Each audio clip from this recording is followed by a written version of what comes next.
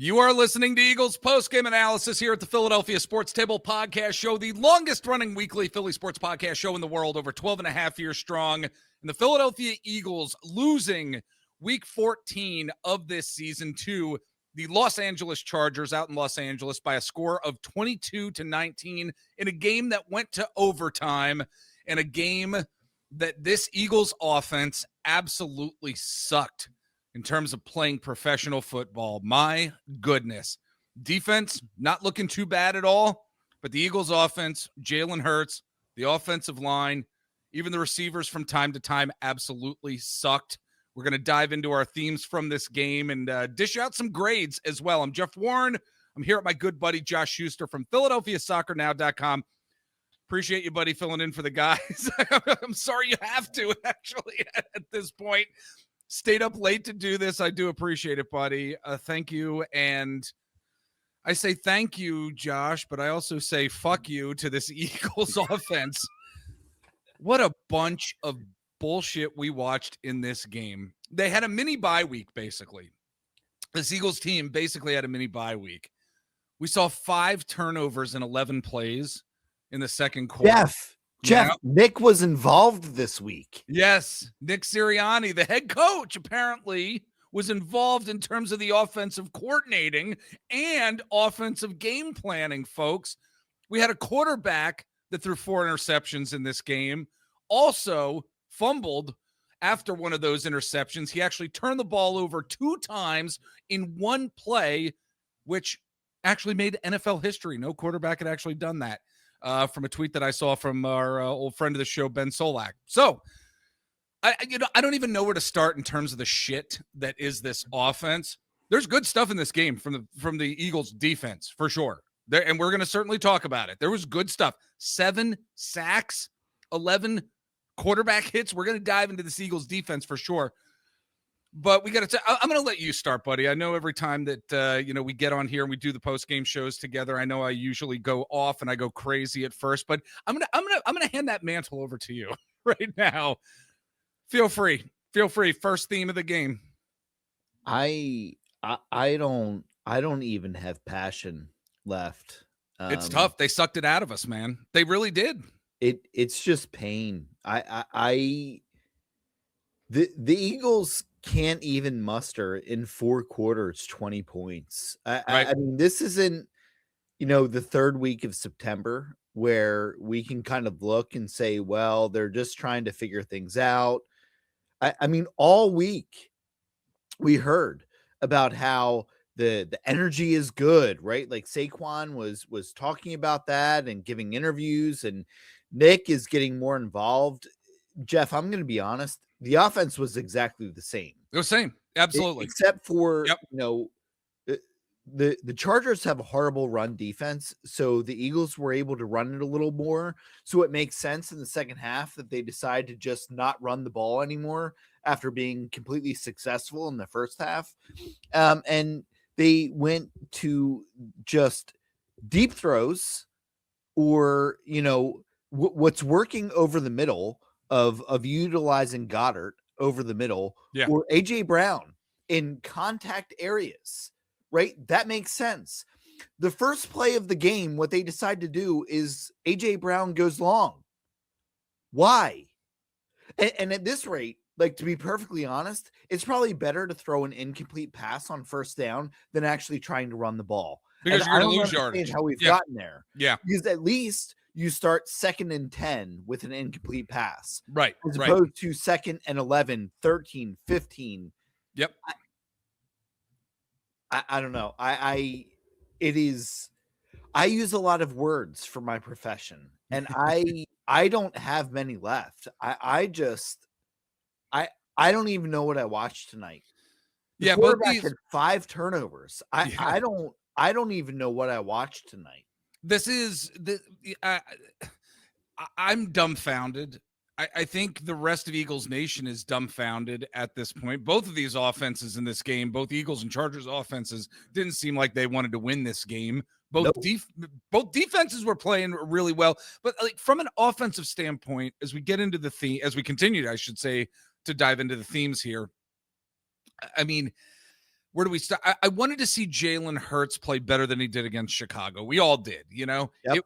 The narrative coming out of that game, it was windy during that Black Friday game. Yeah, Yep. struggled with accuracy, and more importantly, didn't seem to see receivers that were open. We wanted to see something different this week.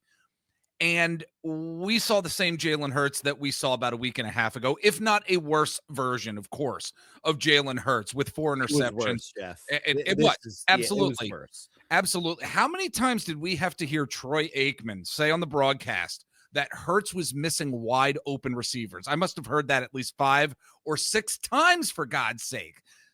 As bad as Jalen Hurts played, though, as well, and it goes to what you initially said, Josh, goes to what you initially said about the time that this offensive coaching staff had, the positive energy.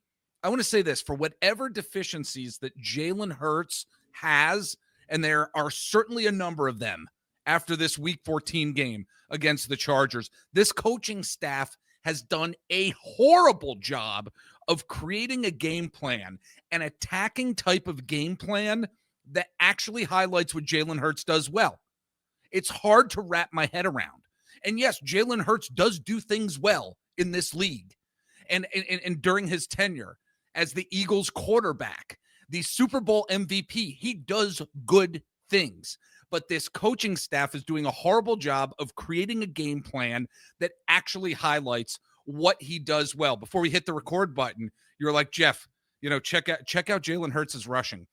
4 fucking carries for 8 yards. Are you kidding me? With 3 of those attempts coming in the first half. Yep. There you go.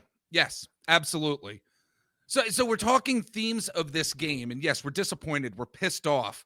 You know, all we want to do is just completely take a piss all over this game, really.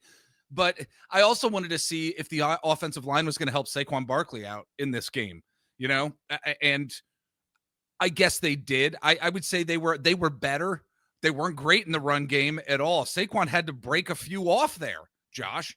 And I think that right from the start of the game, though, we started to see that exact same predictable play calling that we've been seeing week after week. You just knew on that opening drive, they were going to throw those hitch routes to the receivers every single time. Guess what? They did.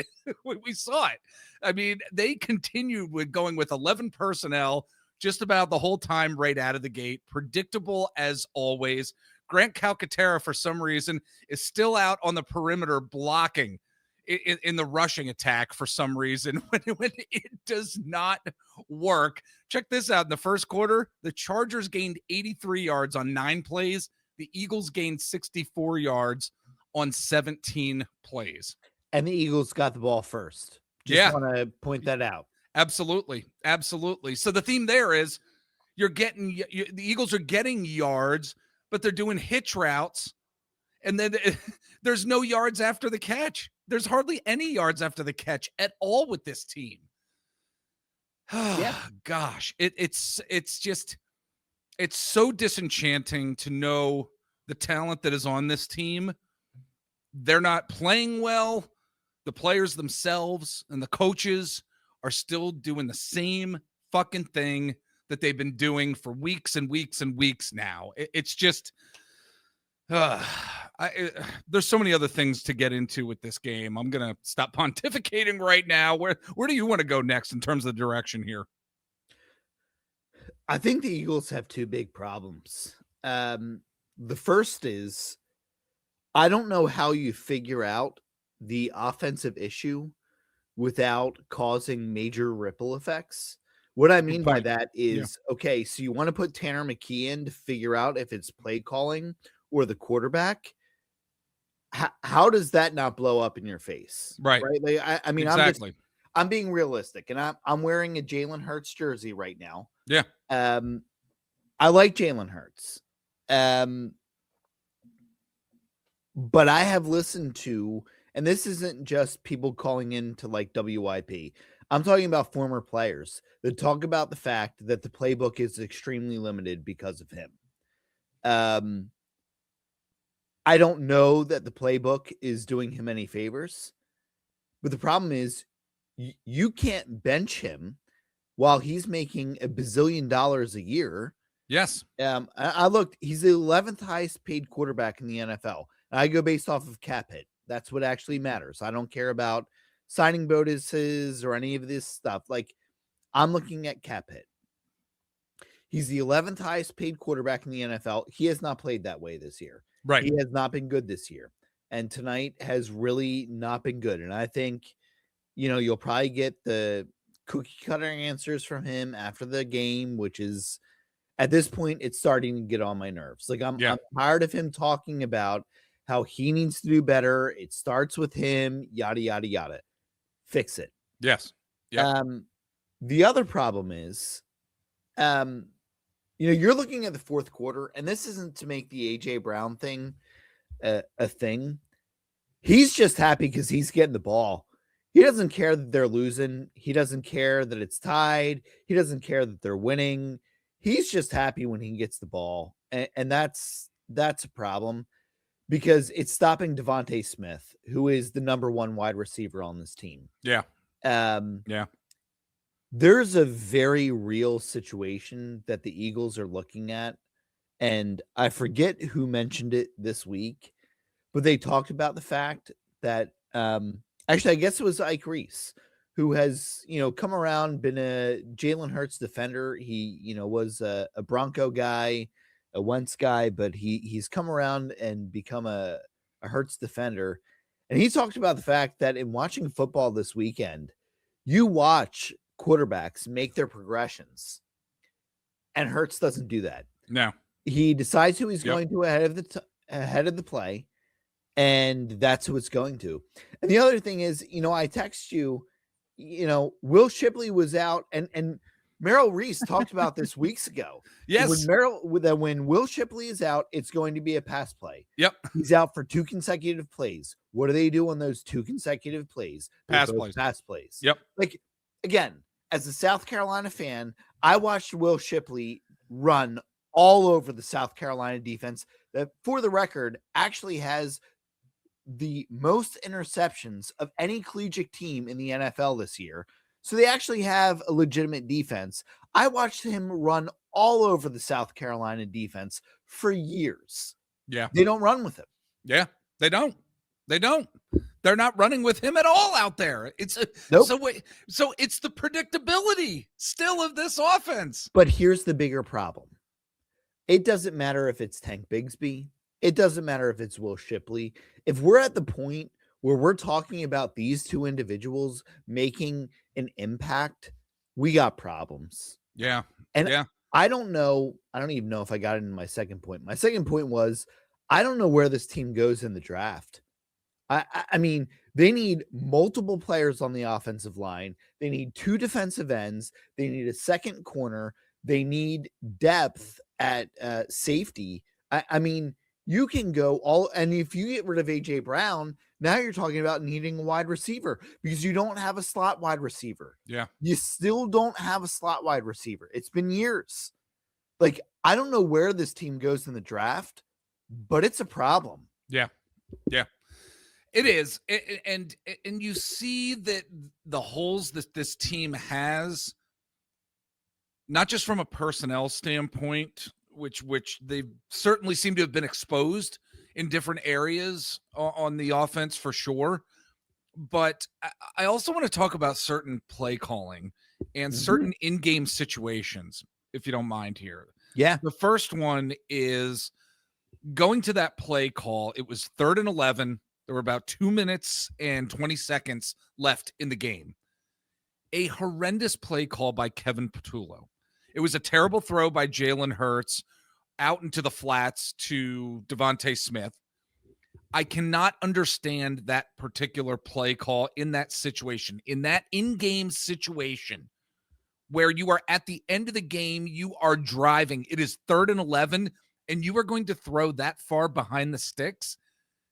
It just absolutely baffles me from a scheming standpoint in an in-game type of situation. It's in all honesty, everybody's been saying, we got to fire Kevin Patullo. Like that particular play right there should have been like, okay, we have to get rid of this guy. Absolutely have to get rid of him. We see it time and time again. These type of calls that are just baffling. And I'm a dope here in my home studio with a microphone in front of me. Yes, I've been watching football my whole life. I understand the game pretty well. A lot of folks out there understand the game much better than I do and provide this type of analysis as well. But if folks like myself are seeing this, other folks are seeing this as well, I don't understand the lack of being able to alter and change things. I don't understand that. Yes, there's only a few more games left in the regular season, but why can't small alterations be made? We keep seeing the same shit, and it's crazy. It is absolutely crazy to me, Josh, that we see the same type of play designs week after week. But I'll say this. How about this, though? The offense looks dramatically better when they mix up the tempo and utilize no huddle. It's truly like a night and day difference type of thing. Like we saw it a couple times tonight, and they were actually able to drive the ball down the field.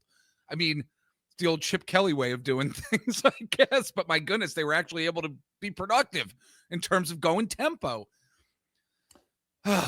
It's so frustrating, and it's not going to get any better, folks. It's not going to get any better from now until the end of the regular season. And if and when this team is in the playoffs, it's just not going to get any better here. I feel like I'm already looking towards 2026. So I'm going to bring poker in for an example here. Okay. I am a pretty successful poker player. I know it was kind of crazy for a pastor to be a successful poker player, but my school ran a tournament, and I finished very well every year that they ran it. And part of it is just being able to read people, and it's no difference with defensive coordinators reading an offense. Yeah, there's two ways that you can use motion. One is to set it up where you keep the opposition guessing. And the other, in a poker term, is as a tell. And the way the Eagles are running motion right now, it is absolutely a tell. Yep. And great point.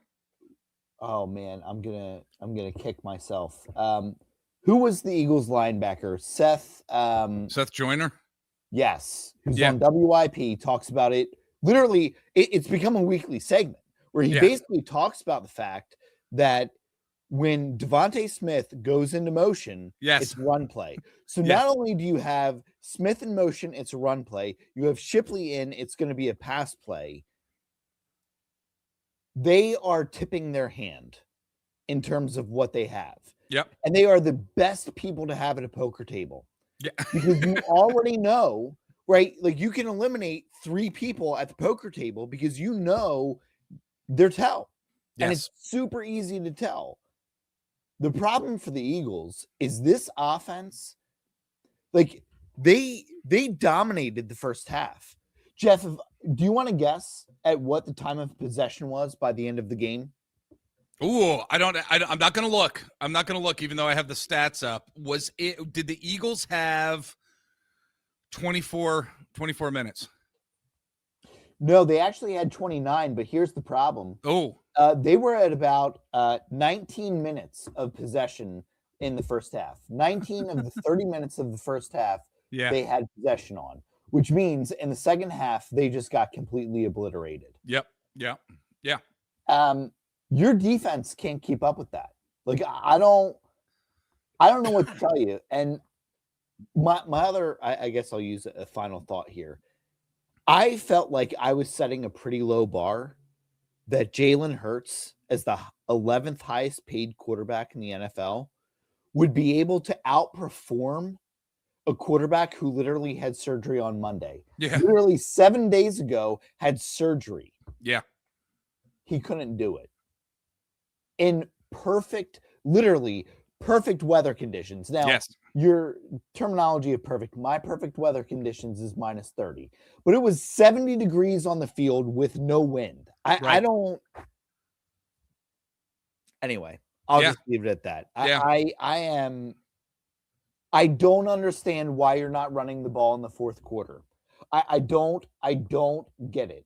I mean, if you look at the stats, so Saquon Barkley, right, who has had a very off season, I feel like is kind of fair to say, right? Like he hasn't been great this year. Right. Yes. But if you look at his stats, he had over 100 yards tonight. Yeah. Right? Like he averaged 6 yards a carry, but we're not going to use him in the fourth quarter. Right. Right. Not going to utilize him at all. Yeah. Not going to utilize him at all. Didn't see any of those swing passes to him really at all throughout this game. I'm okay with that. Like Barkley is not a great receiver. Right. But if he's having a night where he's got 6 yards a carry, he's got over 120 yards on the game, why are we not using him in the fourth quarter? Right. I don't get that. And if he's able to break runs on the outside, like we saw a number of times tonight. Yeah, you know what? Going through the A gap wasn't a great thing tonight by any stretch. When he was trying to run through the A gap, not a lot was going on. Why? Because the Eagles' interior offensive line just stinks. And they have this entire season. But you run him to the outside, he's able to break some off. He's able to get 6 yards. Oh. He stopped trying to run it up the middle in the second half because he was aware that it wasn't working because he's a smart player. But we choose not to use him. I would be very interested to see the breakdown of running plays in the first half and the second half. I don't have it here with me, but I would be very interested. Anyway. Well, I don't know if you got anything else for the – do you want to move over to the defense? Because I want to give the defense props, to be honest with you. I really do. As much as, yes, it's a team game, a team effort, this defense really showed us something. And I do want to say, too, the caveat is that this Chargers offensive line, the interior of that Chargers offensive line is not good. They are not a very talented left guard. And both tackles were out. Both tackles were out. Horrible offensive line out there. Absolutely, they did. And that is why this Eagles team had 7 sacks. They had 7 tackles for loss. They had 11 quarterback hits. I mean, Justin Herbert got the crap kicked out of him tonight, and that team still ended up winning this game. And I got to say, the defense did its job. At the end of the day, the defense did its job, Josh. And I don't know what more they can do. This is a crew that has to be incredibly frustrated with what's going on the other side of the ball. They consistently are keeping this team in games. They're consistently keeping them in games. There was a stat that I saw, and where do I have that stat? And I'm not sure if I have it right now. And I don't have it right now. Darn it. But just dealing with the pressure, consistent pressure that they were able to get. Jalen Phillips has been such a fantastic addition. And I also got to give some props to one Adoree Jackson. I have to. Look, I give him credit for playing some very good defense. In the first half, he was injured for a bit, came back. You know, he did give up some yards here and there, but it wasn't critical yards. It wasn't yards where there was a touchdown scored. I mean, Adoree Jackson played extremely well tonight, and I got to give him props because he has been that one guy that we've all been shitting on for the majority of this season, rightfully so during games, but I got to give him credit where it's due. He had a really good game tonight. Linebackers, my gosh, they were getting there. I mean, Kobe Dean probably should have had another 2 sacks in this game. And the defensive front, just absolutely dominant. Jordan Davis specifically, I love that Daddy has been able to get this defense where, and Daddy is Vic Fangio. That's what I've been calling him now over these past few weeks. You know, he's Daddy because he's the grown up that is on this coaching staff right now, who is actually making some sort of difference with personnel on this team. Vic Fangio is putting this defense in a good position to be a playoff team. In the playoffs, you need to have a solid defense. That's what this Eagles team has right now, but it's being squandered by the offense. So I don't know if you have any thoughts on the defense before we go to break, buddy, but I just want to give the defense their props in this game. Yeah, I feel bad for him. I feel bad for the defense. You know, even tonight, you know, when you look at rushing, you know, Hampton had the highest. I'm not going to count Herbert, but in terms of rushers, he had the highest yards per carry, and it was around 4. 4.3. Yep. And that's without Jalen Carter. Like that's a big thing to Great note. point. Right? Great point. I will never get upset in 2025 at a defense giving up less than 20 points through 4 quarters. Yeah. I honestly don't think in 2025 with the way the game is officiated, with the way the game is moving towards offense, I don't think you can be upset when the defense gives up 19 points or fewer. Yeah. I'm not upset at the defense last week. I don't think it was the defense last week that cost them the game. I agree. I mean, sure, they didn't have a great appearance, but they also kept them out of the end zone a lot. So Yeah. I don't. With Vic Fangio, you have to do the trade-off, right? You're going to give up yards. They're going to move the ball. They may get into field goal range, but they're not really getting into the end zone. Right. And I would rather have that. Give me a field goal every day of the week over a touchdown, because it takes 3 field goals to get more points than 1 touchdown. Yeah, absolutely. And what this defense did this week as well, especially the secondary, when you hold Ladd McConkey to 1 catch for 12 yards, he was targeted 5 times. Ladd McConkey came down with 1 ball for 12 yards. Keenan Allen was targeted 3 times. Yes, he came down with all 3 balls, but only for 22 yards. Trey Harris only caught 1 ball for 18 yards. And Quentin Johnson, he was targeted 3 times, came down with 2 balls for 8 yards. This defense did their job and then some tonight, especially in the passing game. They really did. So why don't we go to break? Well, not to toot my own horn. Oh, okay. But I have McConkey on my fantasy team, and my fantasy team has been a disaster this year. Oh, and I desperately needed something from him tonight. So I'm going to chuck this up, not to Vic, but to Josh Schuster's fantasy management of fantasy football this year. There you go. And there you go. You're welcome, Eagles fans. But yeah, it was, they did overall a very good job. I don't think you'll see this kind of sack output again this year. It just involved both tackles being out and a horrible interior line play. Yeah. But they just happened to be able to get this many sacks. Yep. All right, folks, we are going to take a break, but first, like and subscribe to us here at the Philadelphia Sports Table Podcast Show. Hit the bell to be notified when we post new videos as well here on YouTube. If you're listening on whatever audio podcast platform that you're hearing our delightful voices on, head on over to YouTube and check out our videos over there. We are also on social media sites. Follow us on Instagram.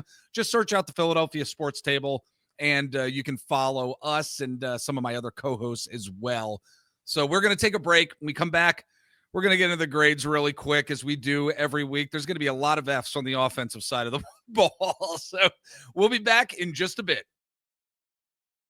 All right, we are back here with my good buddy, Josh Schuster from PhiladelphiaSoccerNow.com, filling in for the guys here, again, as the Philadelphia Eagles lose this game to the Los Angeles Chargers by a score of 22-19. Grading Jalen Hurts, grading on the offense as we always do to start. Jalen Hurts gets an F. From me, 21 of 40, 240 yards. He averaged 6 yards per attempt, 4 interceptions. He ended with a rating of 31.2. Probably one of his worst games that he's ever played in an Eagles uniform. He gets an F. I would imagine you're giving him an F as well, Josh. Oh, Jeff, I saw your text message that instead of breaking down the offensive grades, you want to break down the first 4 episodes of Stranger Things. So I figured we should spend time talking about that. I haven't seen it yet. All right. Well, that still may be more productive than this Eagles offense. That's true. That's true. Yeah. Jalen Hurts gets an F, and yeah. I do a lot to defend him. Tonight was just, I don't even have words. F. All right. Let's do it. Let's go to the running back. Saquon Barkley averaged, like you mentioned earlier, 6.1 yards per carry on 20 carries, 122 yards. This was the Saquon Barkley that we have come to know for the most part. I mean, there were times when he was stopped behind the line of scrimmage, again, because that interior of the offensive line just not having a good season here in terms of the rush blocking. So I'm going to give Saquon Barkley this week a B. What do you give him? He gets an A. Okay. Jeff, there's only one player. You know what? He does. On the he whole offense that gets an A. Like yeah. A.J. Brown had 4 drops tonight. Yep. You know, Devontae Smith wasn't around tonight, and that's not through his own doing. He was wide open plenty. Yep. Saquon gets an A. Okay, you're absolutely right. He absolutely gets an A. I'm thinking too much of the offensive line on that one. He absolutely gets an A. Moving to the receivers, though, I'm going to give the receivers tonight a C+, actually. You mentioned all those drops. But I do wonder, Josh, if it's more the scheming, because they're not scheming these guys open either. No, they are open. Well, Jeff, some of them are. No, some of them are. Some of them are. It depends on the play. There is an open wide receiver every single play. Yeah, if just you go about, back and watch, yes. There's an open wide receiver every single play. So what that means to me is, like it's talked about, and I'm talking about former NFL players. I'm not talking about some guy that calls in and says, I watched the All 22. Right. I don't believe that you watched that. But I'll believe former players. If they're talking about how open players are, I'm leaning more towards we have a quarterback problem than we have an offensive coordinator problem. Yeah. If the players are being schemed open, I don't, when we talk about the receivers, I'm going to, again, go to the first play of the game. A.J. Brown going down the field. That is not his strength. Send him over the middle, send him into contested play, catches. He's great that way. Why are we sending him deep down the field on first down, the first play of the game? Yeah. If you want to do it, Devontae Smith. Yeah. Jahan Dotson. Yeah. Yep. Well, what do you give the receivers?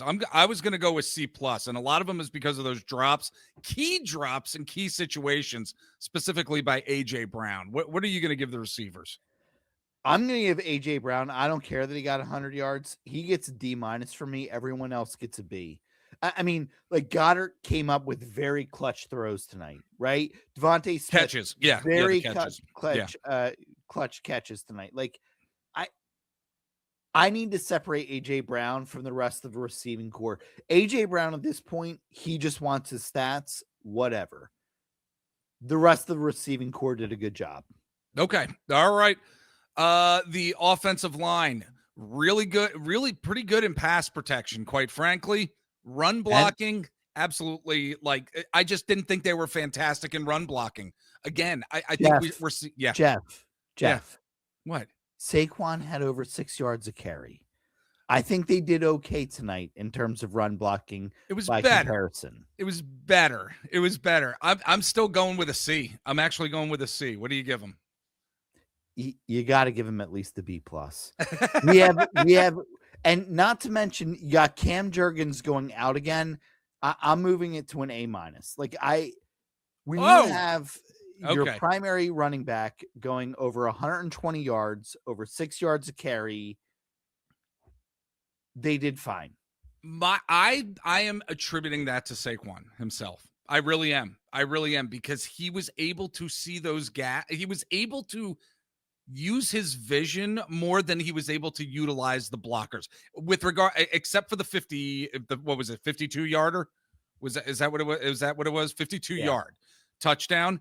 He was able to utilize his blockers there. The rest of the game, there were plenty of holes that were open for him, more so than previous weeks. Like, I got to go back and watch. Here's where I'm at. Yes. We can't be super critical on them.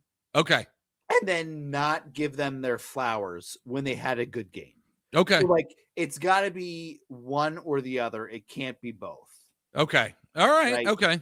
Okay. I think that's fair. I'm going to keep my C. I thought it was an average showing. You're wrong. No. I'm wrong. All right. Let's move over to the defensive line. They're going to get an A+ for me this week. What do you give them?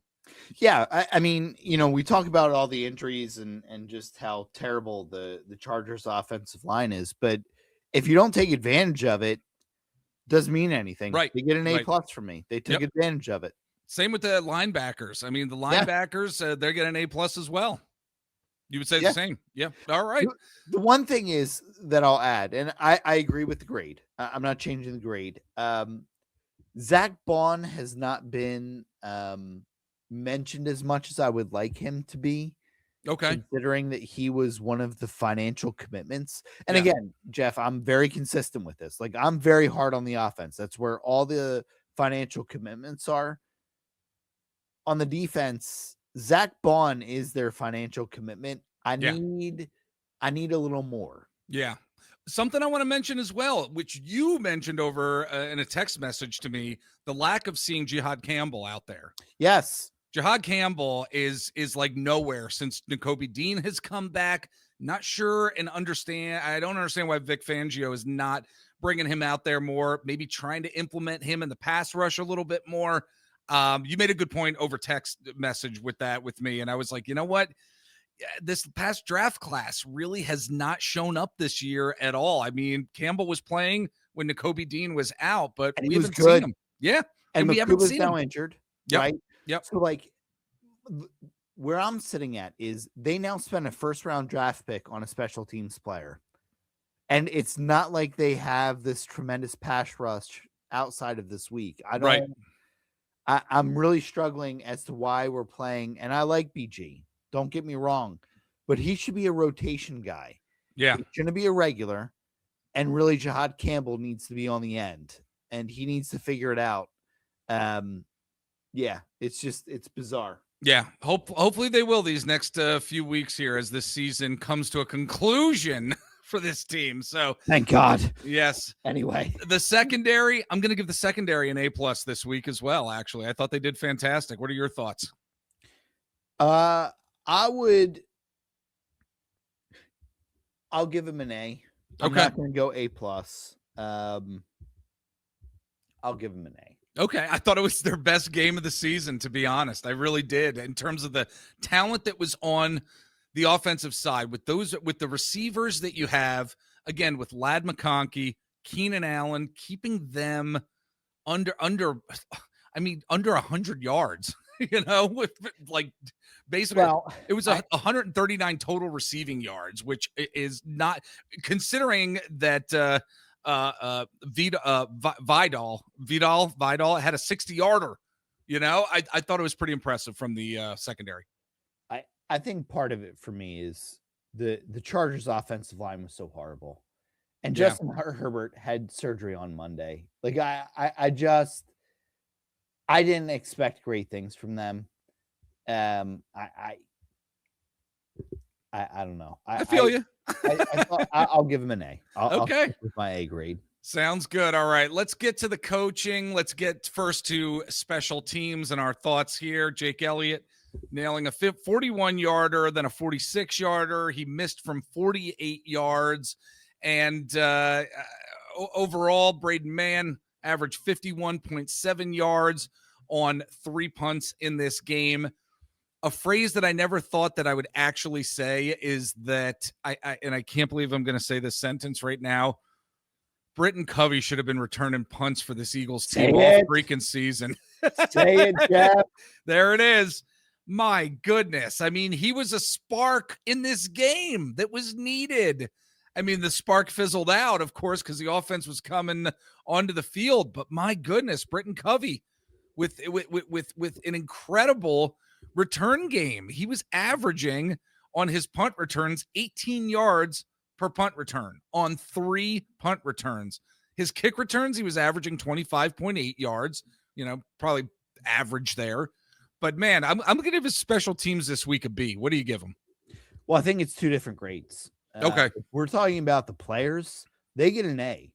The coaching staff for special teams gets an F. Okay. I don't know why Covey has not been playing. I mean, we've gone through a number of players at this point who have not been good. And I mean, I know Covey had a rough start here in Philly, but last year he was great. Like, I don't understand why he was not playing and returning kicks before now. I just, that baffling. Is absolutely baffling. Yep. And it's almost borderline criminal. Yeah. So I think the players get an A. The coaching staff considering it took until December 8th for them to figure out that the best returner from last year should get another run this year. They get an F. All right. Vic Fangio and the defensive coaching, giving him a straight up A here. What do you give him? Yep. A. I don't Yep. think we need. I actually give him an A plus. Okay. They were on the field longer than the offense was by the end of the game. Yep. And it took overtime for the Chargers to hit 3 scores. All right. Yeah. Let's move to the defense. I mean, move to the offense. Sorry. I just don't want to talk about the offense. That's why I just said, let's keep on the defense here. Offense, obviously, I think it's safe to say an F for coaching this week. F? Do you give him an F? I give him a Z. Yeah, all we heard this week was that Nick Sirianni is getting involved. All we heard about was how the vibes are different on the offensive side of the ball. Yeah. And then you come out and you give this. It's inexcusable. Yep. And it's not like the Chargers have a great defense. Like, we're now following, this is 3 straight weeks of them facing a bottom third defense in the NFL and not being able to put up points. They aren't facing playoff defenses. This is not good. The Cowboys, the Chargers, and the Bears do not have good defenses. Yeah. And they cannot score points. The one refreshing thing that I will say from tonight involving the offense is they didn't go 3 and out a ton. Yeah. They gave you hope. It's the hope that kills you. To quote, I forget the show. Anyway, yeah. It's the hope that kills you. Yes. And they provided a lot of that tonight. And just horrible. It will, however, be a fun week of sports talk, I do think. It definitely will be. It really will be with a lot of with those cast of characters at that WIP place down there. So, yep. All right, that's going to do it for us, folks. Again, the Philadelphia Eagles losing Week 14 here against the Los Angeles Chargers by a score of 22-19 out at SoFi Stadium in Los Angeles. My good friend Josh Schuster from PhiladelphiaSoccerNow.com. Buddy, thanks so much for taking the time to jump on, join us here. I always love talking to you. You know it. Always love having you on, filling in for the guys here when they're unable to do the post-game shows, and we'll certainly get into some Union talk at some point as well, my friend. So they're spending money, Jeff. Yes, they are. Spending money. Yes. I don't even know what to do. Let's just enjoy that for the moment. That's right. We need to enjoy something. So yes, we spend money then too. But anyway, Josh, good talking to you, my friend. Let's talk again at some point down the road. All right. Sounds good, Jeff. Always a pleasure.